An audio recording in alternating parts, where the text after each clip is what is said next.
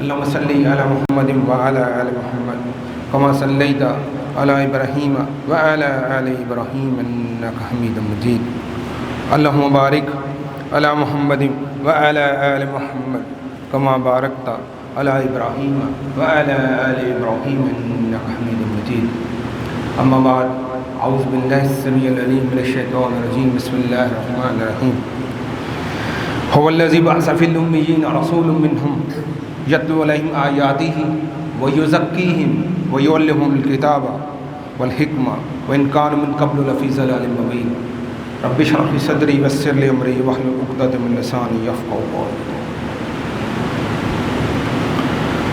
حاضرین، آج ہم نے جس عنوان کے بارے میں بات کرنی ہے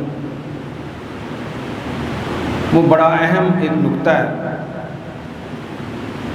اور اس نقطے کے بارے میں اگر ہمیں بات سمجھ آ جائے تو میرے خیال میں ہمارا اپنے رب کے ساتھ جو کمزور تعلق ہے وہ مضبوط ہونا شروع ہو جائے گا، اور اس سے آگے ہمارا نبی اکرم صلی اللہ علیہ وسلم کا تعلق کیسا ہونا چاہیے اس میں بہتری آنی شروع ہو جائے گی. اور وہ دو بنیادی چیزیں ہیں. پہلی چیز یہ ہے کہ جو بھی ہم نے کام کرتے ہیں عبادات کی شکل میں، عقائد کی شکل میں، معاملات کی شکل میں، اخلاقیات کی شکل میں، اس کے پیچھے ہمارے رب کی حکمت اور ایک فلسفہ کھڑا ہوا ہے. اس حکمت اور فلسفے کو ہم نے سمجھنے کی کوشش کرنی ہے. جب وہ حکمت اور فلسفہ ہمارے رب اور خالق اور مالک کا سمجھ آنا شروع ہو جائے گا تو ہمیں یہ بات سمجھ آ جائے گی کہ یہ کوئی بھی چاہے چھوٹے سے چھوٹا ذکر ہوگا، چاہے بڑی سے بڑی کوئی عبادت ہوگی، ہمیں یہ سمجھ آ جائے گی یہ ہم کس لیے کر رہے ہیں. اور اس کے ساتھ ہمیں یہ چیز یہ بھی سمجھ آ جائے کہ ہم نے یہ چیک کرنا ہو کہ ہمارا چاہے اذکار کی شکل میں ہو، عبادات یا کسی بھی شکل میں جو رب کا حکم ہے وہ کام کر رہے ہیں، یہ قبول ہو رہے ہیں یا نہیں ہو رہا، وہ قبولیت کے درجے پر ہے یا نہیں، اس کو چیک کرنے کا معیار بھی ہمیں سمجھ آ جائے. تو دو بنیادی باتیں ہم نے کہ اللہ تعالیٰ جو بھی ہمیں حکم دے رہے ہیں اس کے پیچھے پیغام اور حکمت کیا ہے، اور وہ ہمارے اندر کیا چیز اللہ تعالیٰ پیدا کروانا چاہتا ہے کہ اس وجہ سے، اس تربیت سے، اس کام سے ہمارے اندر وہ چیز پیدا ہو جائے. اور جب وہ چیز پیدا ہونی شروع ہو جائے گی، ہمیں سمجھ آ جائے گی، تو پھر ہمیں یہ پتہ چل جائے گا ہمارا وہ کام قبول ہو رہا ہے یا نہیں. تو اس میں پہلی بنیادی بات وہ یہ ہے کہ تزکیہ کی کمی ہے. آج امت کے طور پر، جماعت کے طور پر، اجتماعیت کے طور پر ہم دیکھیں تو جو سب سے کمی ہم میں مسلمانوں میں نظر آ رہی ہے وہ یہ ہے کہ مسلمان عمل سے دور ہیں. دو گروہ ہیں، چند لوگ جو دین کے ساتھ جڑے ہوئے ہیں اور بہت زیادہ لوگ جو دین سے بھی دور ہیں. دونوں ہی عمل سے دور ہیں. آپ کو قرآن پڑھنے والے بڑے مل جائیں گے، آپ کو محدث حدیث پڑھنے والے بڑے مل جائیں گے، آپ کو مسائل بتانے والے بڑے بڑے لوگ مل جائیں گے، لیکن جب ان کی عملی زندگی میں جھانکیں گے تو وہ عمل سے بہت دور نظر آئیں گے. تو یہ تو دیندار لوگوں کا حال، جو دین سے دور ہیں وہ ویسے ہی عمل سے دور ہیں. تو کمی جس پر کم توجہ دیجیے وہ ہے تزکیہ باطن کی پاکی. اس تزکیے کی پہلی جو سیڑھی ہے وہ ہے علم، اور سب سے بڑا علم ہے قرآن اور اس کے ساتھ حدیث. اب اس قرآن میں دو بنیادی چیزیں ہمیں سمجھ آ رہی ہیں. پہلی بات یہ ہے کہ جب بھی ہم کوئی کام کرتے ہیں تو ہم سے کوئی سوال کرے کہ بھائی یہ تم ذکر کر رہے ہو، کوئی عبادت کر رہے ہو، یا کوئی تمہارا عقیدہ ہے، کوئی معاملات ہیں، اخلاقیات ہیں، کوئی بھی معاملہ ہے، یہ کیوں کر رہے ہو؟ تو ہمارے پاس بڑا سادہ سا جواب ہے، اور یہ جواب ہے بھی ٹھیک کہ بھائی میرے رب کا حکم ہے اس وجہ سے کر رہا ہوں. اور اس سے اگلی بات یہ ہوتی ہے بھائی رب کا تو حکم ہے، کرنا کیسے ہے؟ یہ بھی ہماری اکثریت میں یہ جواب پتا ہے، وہ کہتے ہیں بھی حکم رب کا ہے، طریقہ نبی اکرم صلی اللہ علیہ وسلم کا. جواب دونوں ٹھیک ہے کہ حکم ہے ہمارے رب کا اور طریقہ ہے نبی اکرم صلی اللہ علیہ وسلم کا، اگر قبولیت کے معیار کا پہلا ہم نے چیک کرا. اب یہ کہ اللہ کا حکم مان لیا، نبی اکرم صلی اللہ علیہ وسلم کے طریقے پر عمل کر لیا، اس سے حاصل کیا ہوگا؟ مقصد کیا ہے؟ حاصل ہمیں یہ ہوگا کہ اللہ کا حکم مان کر نبی کے طریقے پر چلیں گے تو کیا ملے گی؟ جنت ملے گی۔ اگر رب کا حکم بھی نہ ہوا اور نبی کا طریقہ بھی نہ ہوا تو پھر کیا ہے؟ پھر دوزخ کا دوسرا راستہ ہے۔ یہ دو سمتیں بالکل مخالف ہیں، یہ ہمیں سمجھ آ رہی ہیں کہ اللہ کا حکم، نبی کا طریقہ، کریں گے تو جنت ہے، نہیں کریں گے تو دوزخ ہے۔ درمیان میں سے ایک چیز جو ہے نا وہ اس کی کمیاں، اس کو ہم نے پکڑنا ہے۔ وہ یہ ہے کہ اللہ کا حکم آ گیا، نبی کا طریقہ آ گیا، جنت ملے گی یا دوزخ ملے گی، لیکن ہمارا رب جو الحکیم ہے، حکمت والا ہے، وہ ہمیں یہ کام کس وجہ سے کہہ رہا ہے کرنے کے لیے، اس سوال کو ہم نے اپنی زندگیوں میں لانا ہے۔ جمعوں کی نماز پڑھنے ہیں، کیوں جی؟ اللہ کا حکم ہے، طریقہ نبی اکرم صلی اللہ علیہ وسلم کا۔ جمعہ نہیں پڑھیں گے تو تمہارے دلوں پر مہر لگا دی جائے گی، پڑھیں گے تو جنت مل جائے گی۔ لیکن یہ جو تربیت گاہ میں ہم داخل ہوئے ہیں، یہ ہمیں کیوں پڑھوایا جا رہا ہے؟ اس کو ہم نے ڈھونڈنا۔ جب ہمیں یہ بات سمجھ آ جائے گی، پھر ہمیں یہ بھی سمجھ آ جائے گی کہ میرا یہ عمل قبول ہو رہا ہے یا نہیں۔ اسی کے متعلقہ دو چار چیزیں آپ کے سامنے آج بیان کروں گا انشاءاللہ، کہ یہ جو سوال ہے کہ ہمارے رب نے یہ ہمیں کرنے کا کیوں کہا گیا ہے، یہ گستاخی والا کیوں نہیں ہے، اس کی حکمت اور پیغام کو ہم نے ڈھونڈنا ہے۔ سب سے پہلے ایک آسان جو ہے نا عمل، اس کو ہم دیکھتے ہیں کہ اس میں کیوں میں ہمیں کیا چیز ملتی ہے۔ عام طور پر ہمارے مسلمانوں میں الحمدللہ معروف ہے کہ ہم کہیں جائیں یا کہیں ہمارے پاس کوئی آئے، چاہے کوئی چھوٹا ہو چاہے کوئی بڑا ہو، تو ہمیں ایک سلامتی کے الفاظ چند سکھلائے گئے ہیں۔ وہ کیا ہے؟ السلام علیکم ورحمۃ اللہ وبرکاتہ۔ کہ بھائی جب بھی آپ نے کسی سے ملنا ہے یا آپ کے پاس کوئی آئے، بڑوں چھوٹوں نے بڑوں سے کرنا ہے، جو سواری پر اس نے پیدل والے کو کرنا ہے، پیدل والے نے بیٹھے ہوئے کو کرنا ہے، تھوڑے والوں نے زیادہ والوں کو کرنا ہے، بچوں نے بڑوں کو کرنا ہے۔ یہ مسائل ہمیں کیا ہے؟ پہلا وہی سوال کہ کس لیے سلام کرنا ہے، کہ ہمارے رب کا حکم ہے کہ سلام کو عام کرو۔ اور سلام کیسے کرنا ہے؟ نبی اکرم صلی اللہ علیہ وسلم نے طریقہ الفاظ سکھلا دیا، السلام علیکم ورحمۃ اللہ وبرکاتہ۔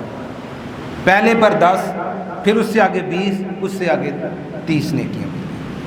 طریقہ میں کس نے سکھلا دیا اور فضائل کس نے بتا دیے؟ نبی اکرم صلی اللہ علیہ وسلم کی احادیث مبارکہ۔ وہی بات پیمانہ آپ نے وہاں پر رکھنا، بات آپ کو سمجھنی آنی شروع ہو جائے گی کہ رب کا حکم ہے سلام کو عام کرو، طریقہ نبی اکرم صلی اللہ علیہ وسلم نے کہہ دیا۔ اب سلام کو عام کریں گے تو کیا ملے گی؟ اللہ اور اس کے رسول کی خوشنودی اور جنت میں جائیں گے۔ اور جو سلام کو عام نہیں کرتا تو احادیث میں ملتا ہے اس سے کنجوس اور بخیل شخص کوئی نہیں ہے جو سلام کو عام نہیں کرتا، چاہے اس کا واقف ہو چاہے اس کا نہ ہو۔ اب ہم نے درمیان والی بات پہ آئے ہیں کہ سلام پر اتنی تاکید کیوں ہے؟ کہتے ہیں اگر تم چاہتے کہ تم ایمان والے ہو جاؤ، اگر تم چاہتے تم میں محبت آ جائے تو سلام کو عام کرو۔ اور سب سے کنجوس شخص کو اس کو کہا ہے جو سلام میں پہل نہیں کرتا یا سلام نہیں کرتا۔ اب اتنی تاکید، اتنی اس کی اہمیت بتائی گئی ہے، ہم نے یہ سوال ڈھونڈا کہ یہ کلمات ہمیں کیوں سکھلائے گئے۔ اب اس پر ہم نے آنا ہے، جو حکمت اور پیغام اور فلسفہ ہے اس کو اب سمجھنا۔ ہم نے کہا السلام علیکم ورحمۃ اللہ وبرکاتہ سامنے والے کو، اب اس یقین اور نظریے کو درست کرنا ہے۔ جب ہم کہتے ہیں سامنے کو السلام علیکم ورحمۃ اللہ وبرکاتہ، ہم کہہ رہے ہیں اللہ کی تم پر رحمت ہو، فرشتے تمہارے لیے مغفرت اور رحمت کی دعائیں کریں، جہاں جہاں پر ہیں وہاں بھی کریں اور جہاں جہاں پر نہیں گیا وہاں بھی تمہارے لیے رحمت کی دعائیں کریں۔ تیسرا حصہ کیا ہے؟ تیسرا حصہ میں سامنے والے بندے کو پیغام یہ دے رہا ہوں کہ میں تم پر سلامتی بھیج رہا ہوں، یہ پیغام دے رہا ہوں کہ میرے دل میں تمہارے خلاف کوئی بغض یا عداوت نہیں ہے، میرا دل تمہاری طرف سے صاف ہے، میرے دل میں بھی کوئی برائی نہیں ہے تمہارے لیے، اور میرے عمل سے بھی میرے ہر قسم کے شر سے تم محفوظ رہو گے، یہ میں اس کو پیغام دے رہا ہوں۔ اب ہم دیکھ لیں کہ ہم سلام کرتے ہوئے یہ عقیدہ، یہ یقین و نظریہ رکھتے ہیں کہ اللہ کی رحمت، اس کے فرشتوں کی رحمت اور میرے ہر قسم کے نفس کی شرارتوں سے اور میرے عمل کے ہر قسم کے شر سے تم محفوظ ہو، میری طرف سے تمہیں امان مل گئی ہے، اب میری طرف سے تمہیں کوئی شر نہیں پہنچے گا۔ اگر ہم اس نظریے کے ساتھ سلام کرنا شروع کر دیں تو ہماری کوئی لڑائی رہ جائے گی۔ یہ تو ہو گئے 3 درجے۔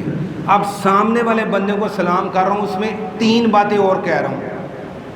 تم پر سلامتی ہو انسانوں میں سے، تمہارے ارد گرد اور بھی اگر انسان تمہارے قریب گرے ہیں ان پر بھی سلامتی ہو، اس کے بعد جو تمہارے ساتھ فرشتے ہیں ان پر بھی سلامتی ہو، اور اس کے علاوہ جنات میں سے وہ جنات جو مسلمان ہیں مجھے نظر نہیں آ رہے، اگر تمہارے ارد گرد ہیں، پاس ہیں، تو ان پر بھی سلامتی ہو۔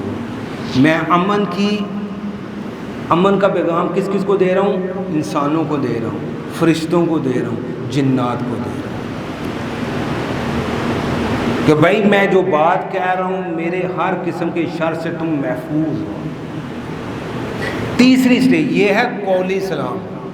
قولی سلام کہتے ہیں جو زبان سے الفاظ آپ نے ادا کر دی ہے، اللہ کی رحمت، اس کے فرشتوں کی رحمت اور میرے دل میں اور میری زبان سے کسی قسم کے شر سے تم محفوظ ہو، اور تمہارے سامنے جو ہے تم پر سلامتی ہو، باقی انسانوں پر سلامتی ہو، فرشتوں پر سلامتی ہو، اور جنات جو مسلمانوں میں سے ہیں ان پر بھی سلامتی ہو، یہ میں پیغام دے رہا ہوں۔ یہ ہو گیا قولی سلام۔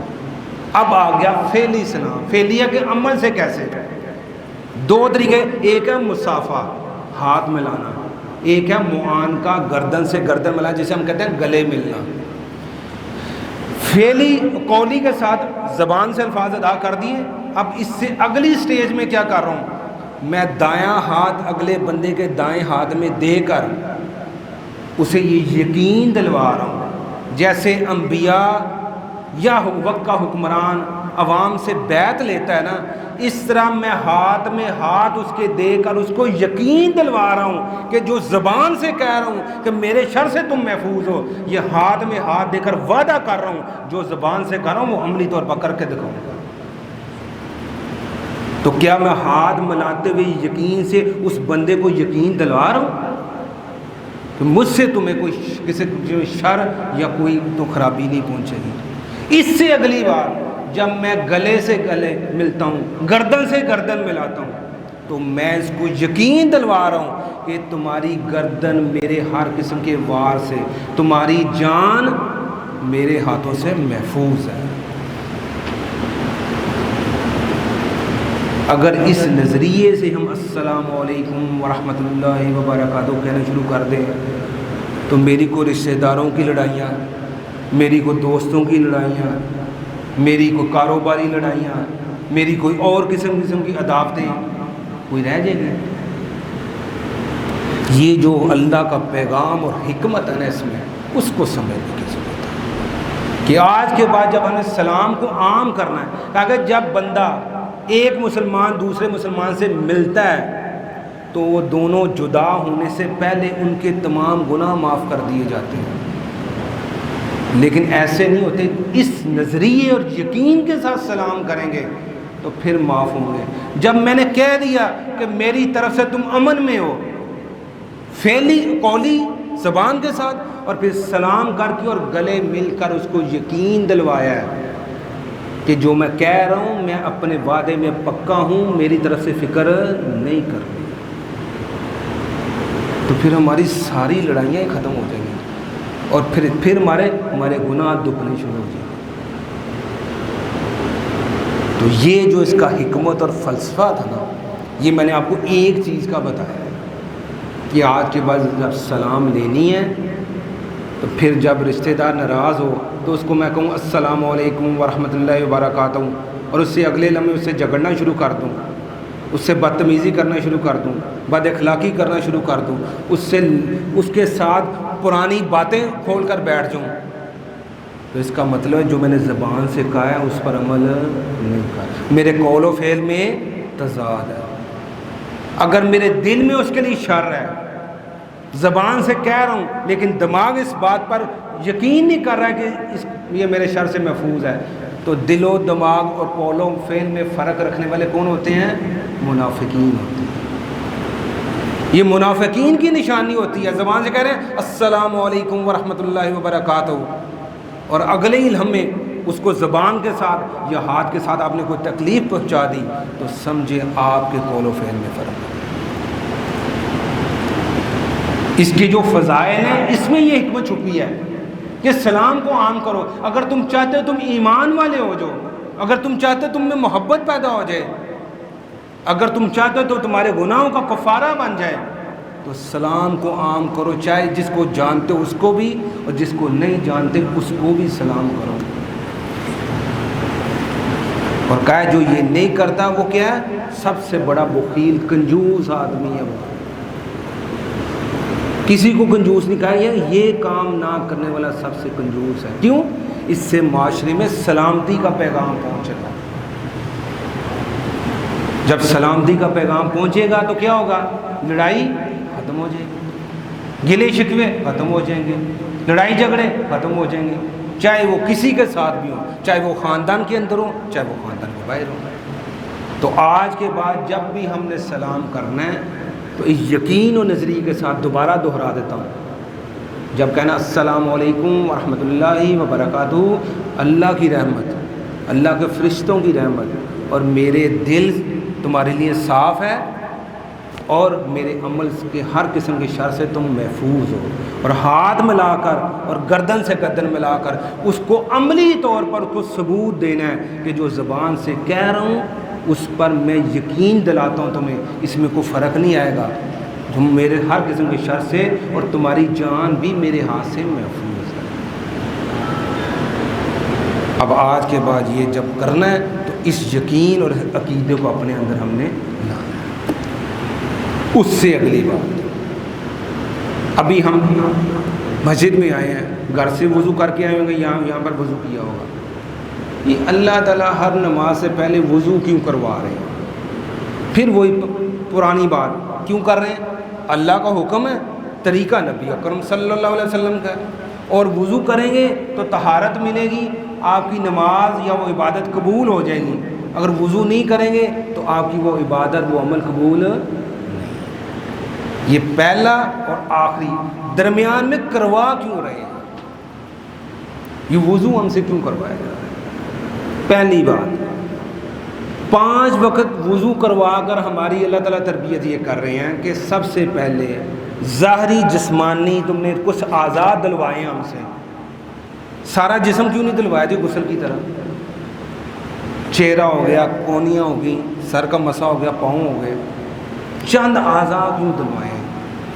سارا جسم ہی کہہ رہے تھے کہ ہر نماز کے بعد غسل کر کے پھر نماز پڑھو۔ ہمیں اللہ تعالیٰ اس میں تربیت کر رہے ہیں کہ جس طرح چند اعضاء ظاہراً دھو رہے ہو، پورے جسم کی طہارت کا ہر وقت خیال رکھنا ہے، 24 گھنٹے، چاہے وہ کپڑوں کی شکل میں ہو۔ ابھی موسم ہے، اس موسم میں پسینہ بہت آتا ہے، آپ کے جسم سے بدبو آنی شروع ہو جاتی ہے۔ یہ وضو کروا کر تربیت ہو رہی ہے کہ 24 گھنٹے ان کپڑوں کو بھی ظاہراً اور اپنے جسم کو بھی، اور اگر کوئی زیر ناب بال یا بغلوں کے بال بھی صاف ہیں ان کا بھی دھیان رکھ کے ظاہری طہارت کا بھی خیال رکھنا ہے۔ اور اس کے ساتھ کیا پیغام مل رہا ہے کہ کہتے ہیں حدیث مبارکہ ہے کہ جب بندہ وضو کرتا ہے جہاں جہاں وضو کا پانی لگتا ہے اس کے گناہ دھل جاتے ہیں، چاہے وہ آنکھ ہو، چاہے کان ہو، چاہے ہاتھ ہو، چاہے پاؤں ہو، جس عضو نے گناہ کیا ہوگا وضو کرنے سے وہ گناہ دھل جاتے ہیں۔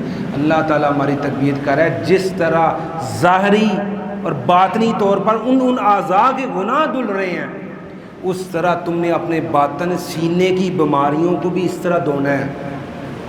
کسی کے خلاف بغض نہیں رکھنا، کسی کے خلاف کینہ نہیں رکھنا، کسی کے خلاف دل میں برے خیال نہیں رکھنے۔ ہر وضو پر اس کوئی تجدید کرنی ہے، 5 دفعہ ہم تجدید کریں، اور مہینے میں 150 بار، یا اگر مزید وضو کرنے کی ضرورت پڑ جائے 150 160 170 دفعہ مہینے میں وضو کریں، اور اس یقین کے ساتھ کریں کہ ظاہر کو بھی پاک کروں گا اور اپنے باطن کو بھی سینے کی بیماریوں سے پاک کرنے کا نام کیا ہے؟ وضو۔ اگر میں اپنے ظاہر اور اپنے باطن کو اس طرح روزانہ کم سے کم 5 دفعہ اور مہینے میں 150 یا اس سے زائد دفعہ وضو کروں اور اس یقین اور تربیت کے ساتھ کروں تو میرے اندر کوئی، میرے دل پر کوئی کالا دھبا یا نشان رہ جائے گا؟ پھر کیا ہوگا؟ میرا تزکیہ ہوگا، میرا باطن صاف ہوگا، اور جب میرا باطن صاف ہوگا پھر میں کیا ہوگا؟ میں عمل کی طرف ترغیب ملے گی، اور جب میں عمل کرنا شروع کر دوں گا تو پھر لوگ مجھے باعمل مسلمان کہنا شروع کر دیں گے۔ جب لوگ میری ذاتی زندگی میں جھانکیں گے تو وہ کہیں گے بھائی جان یہ جو زبان سے کہتے ہیں فعلی طور پر بھی یہ اس کے ساتھ اس کا عمل اور اس کا فعل اور اس کا علم تینوں ایک جگہ اکٹھے ہو رہے ہیں۔ اس سے اگلی بات، ابھی نماز شروع ہوگی یا 5 نمازیں ہم دن میں پڑھتے ہیں، صف بندی ہے، ہم نے صف بندی کو بڑا معمولی سمجھ لیا۔ ہم کہتے ہیں ٹھیک ہے جی، پاؤں کے ساتھ ملائیں، پاؤں کے ساتھ پاؤں ملائیں، کندھے کے ساتھ کندھا ملائیں، بس یہ ایک رسماً باتیں ہو رہی ہیں، اور معذرت کے ساتھ بات کڑوی ہے لیکن صرف اصلاح کے لیے۔ خدا را میں مجھ جیسے نکمے بندے کو، مجھ میں بھی یہ کمی ہوگی کہ مجھے نہیں نظر آئی کسی مسجد میں 4 بندوں کی صف بندی درست ہو۔ وعید بڑی سخت ہے کہ اگر تمہاری صفیں ٹیڑھی ہوں گی تو رب تمہارے دل ٹیڑھے کر دے گا۔ یہ بات نقطہ سمجھ لیجیے گا، جتنی جس کی زیادہ اہمیت ہونا اس کی سزا بھی اتنی سخت ہوتی ہے۔ ڈنڈے کی سزا، ظاہری مار اتنی سخت نہیں ہے جتنا کہ تمہارے دل ٹیڑھے ہو جائیں گے۔ تو دل ٹیڑھے ہونے سے کیا کرو گے؟ تمہیں سینے کی بیماریاں لگ جائیں گی، تم لوگوں کے لیے نفع بخش نہیں رہو گے، لوگ تمہارے شر سے جو نا محفوظ نہیں ہوں گے، لوگ تم سے دور ہونا شروع ہو جائیں گے۔ یہ بندہ یار، یہ اس سے ہر بندے کو نقصان ہوتا ہے، تم کسی کے لیے خیر خواہ نہیں بنو گے۔ تو اللہ کہا تمہارے دل ٹیڑھے کر دوں گا۔ اب پھر وہی سوال، صف بندی کس نے کہا ہے؟ اللہ اور اس کے رسول نے کہا۔ طریقہ نبی اکرم صلی اللہ علیہ وسلم نے بتا دی کہ صف بندی کرنی کیسے ہے۔ صف بندی کرو گے تو تمہیں اتحاد پیدا ہوگا، صف بندی نہیں کرو گے تو اللہ تعالیٰ کہہ رہا ہے تمہارے دل ٹیڑھے کر دوں گا۔ لیکن سوال درمیان میں، صف بندی کروائی کیوں جا رہی ہے؟ کیوں اللہ تعالیٰ ہمیں اتنی تاکیداً کہہ رہا ہے کہ نہیں کرو گے تو تمہاری دل ٹیڑھے کر دوں گا؟ اب ذرا چند حکمتیں، ساری تو شاید نہ بھی، چند میں بیان کروں گا، پھر دیکھوں گا کیا صف بندی سے وہ چیزیں ہمارے اندر پیدا ہو رہی ہیں۔ پہلی چیز، صف کب کھڑی ہوتی ہے؟ مثال کے طور پر آج جمعہ کا جماعت کھڑی ہونے کا ٹائم ہے 1:35۔ تو اگر ہم کہیں یار چلو جی لکھا تو 1:35 ہے، 1:50 پر صف کھڑی کر دو، تو ہمیں کوئی راضی ہوگا؟ ہوگا یار مولوی صاحب ٹائم جڑا دیتا ہے، ٹائم کی پابندی کرو۔ یہاں پر وقت کی پابندی کی ہمیں فکر ہے۔ اللہ تعالیٰ اس سے ہماری تربیت کہہ رہا ہے کہ معاشرے میں جا کر وقت کی پابندی شروع کرنی ہے۔ یہ صف کا وقت کے ساتھ تعلق ہے کہ 1:35 ہوں گے تو تم کھڑے ہو کر صفیں درست کرنی شروع کر دو گے۔ کس کے ساتھ؟ ٹائم کو دیکھ کر۔ آج سب سے کفار بہت سارے معاملات میں ایک بڑی ہم پر جو الزام لگاتے ہیں، وہ کہتے ہیں مسلمان وقت کے پابندی نہیں ہیں۔ اور وقت کی پابندی کون سی کھلا رہی ہے؟ ہماری صف۔ کیا ہمارے کاروبار میں، ہماری دکانداری میں، ہماری ریڑھی لگانے میں، ہماری گفتگو میں، ہماری شادیوں میں، ہماری غمیوں میں کارڈ پر کیا لکھا ہوتا ہے جی؟ 7 بجے جناب علی شادی ٹائم۔ لکھنے والے کو بھی پتہ ہے، اور جس کی ہاتھ میں کارڈ ہے اس کو پتہ ہے حاجی صاحب نے 7 لکھا، 10 بجے تو پہلے روٹی نہیں لگ رہی، برات آنی نہیں۔ کس کے ساتھ مذاق کر رہے ہیں؟ ہم اللہ کے احکامات کے ساتھ مذاق کر رہے ہیں۔ 7 کا مطلب 7:01 بھی نہ ہو، یہ صف ہمیں سکھلاتی ہے کہ وقت کی پابندی کیسے کرنی ہے۔ یہ صف بندی ہمیں سکھلا رہی ہے۔ ہم نے صف کو رسم سمجھ لیا ہوا کہ اللہ تعالیٰ چاہتا ہے جب بھی لین دین کا معاملہ ہو، ہم اس کو گنتے ہی نہیں ہیں۔ بھائی کتنے بجے آ جاؤں؟ 10 بجے آ جانا، اور وہ 10:30 بھی آ گئے نا تو ہم نے آگے اسے کہا یار شنگا شریف بندہ حالے آگے بیٹھے ہیں تو منہ چوک کے آ گئے، اسے یہ فکر نہیں ہے کہ میں نے زبان سے 10 بجے کا کہا تھا.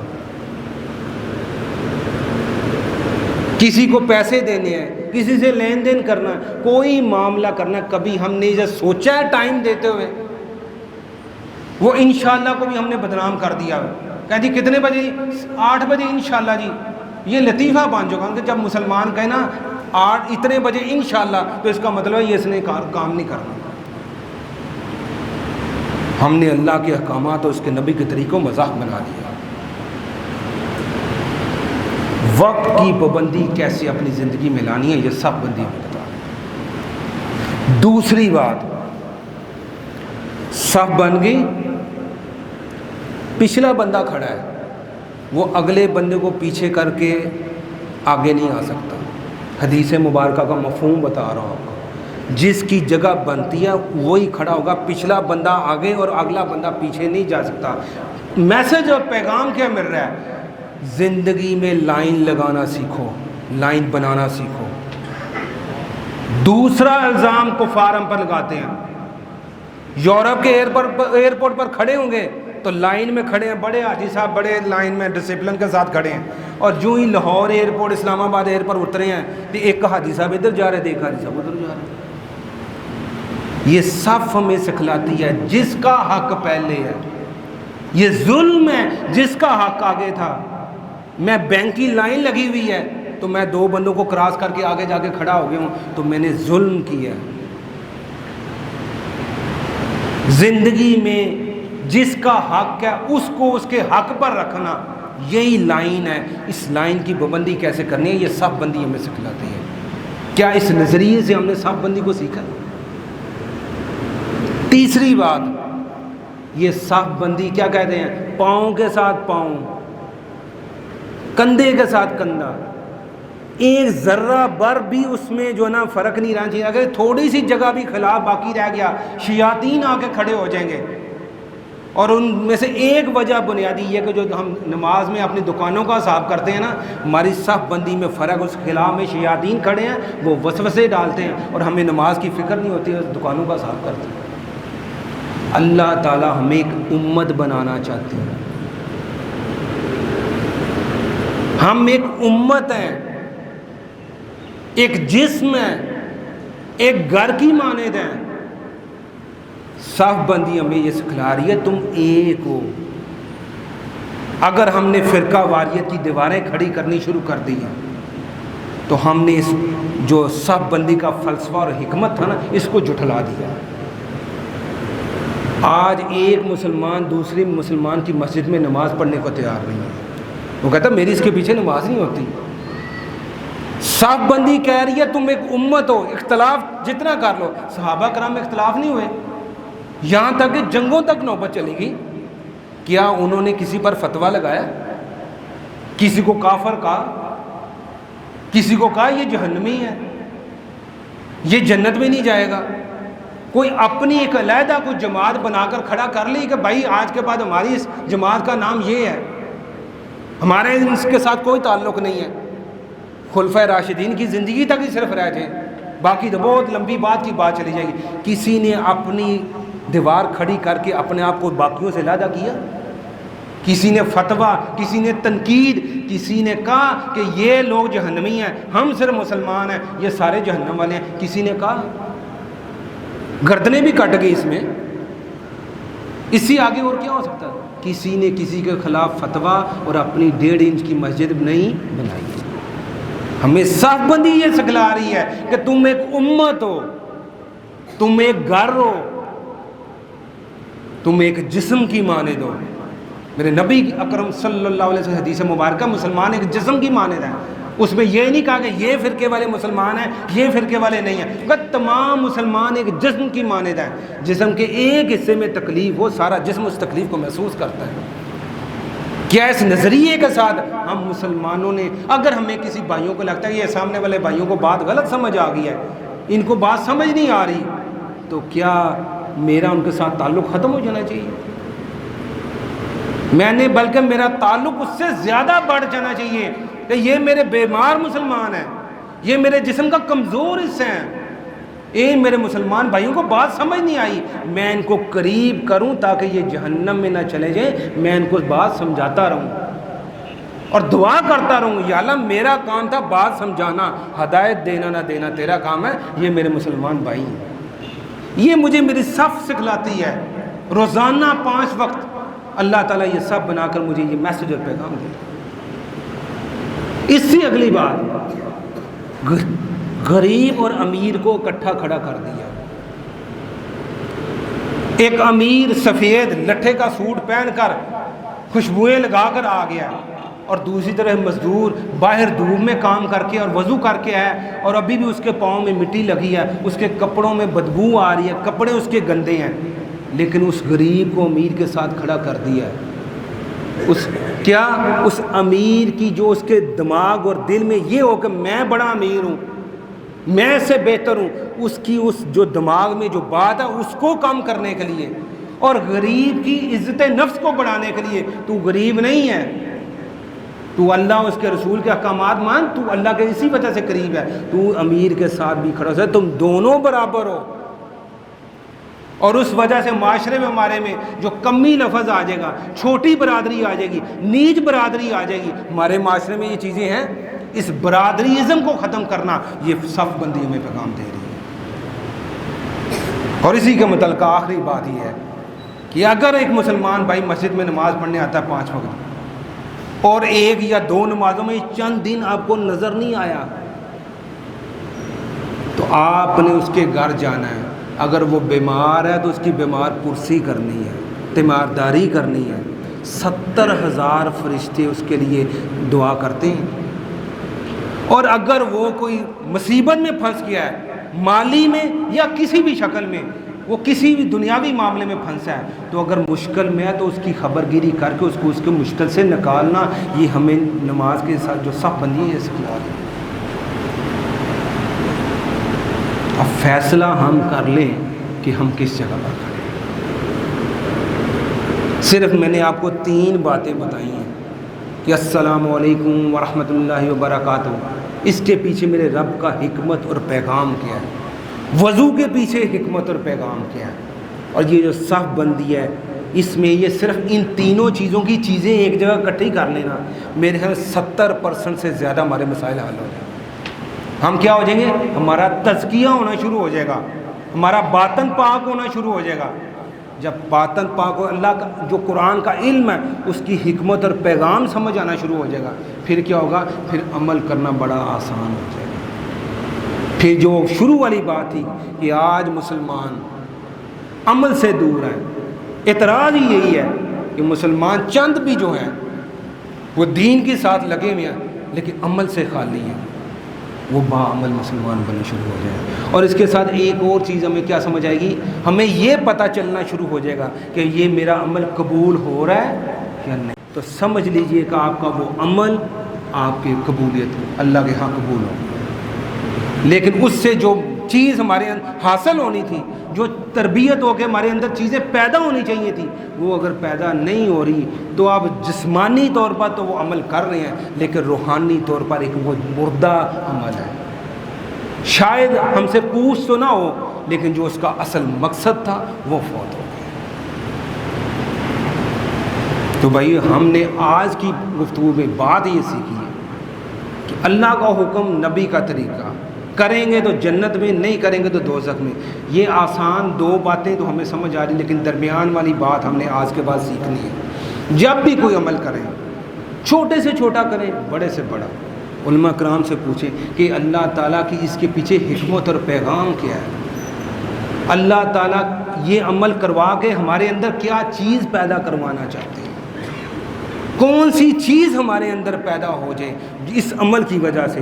جب وہ سمجھ آ جائے گی پھر ہمیں کسی سے فتویٰ لینے کی ضرورت نہیں ہوگی میرا یہ عمل قبول ہوا ہے یا نہیں ہوا، آٹومیٹکلی آپ خود ہی فیصلہ کر لیں گے اس سے یہ چیز حاصل کرنی تھی، اگر میرے اندر پیدا ہو رہی ہے، مجھے حاصل ہو گئی ہے، تو آپ کو وہ عمل قبول ہو گیا۔ اور اگر وہ چیز جو پیدا ہونی چاہیے تھی، تربیت ہونی چاہیے تھی، وہ اگر نہیں پیدا ہوئی تو پھر وہ میرا قبولیت کے درجے پر۔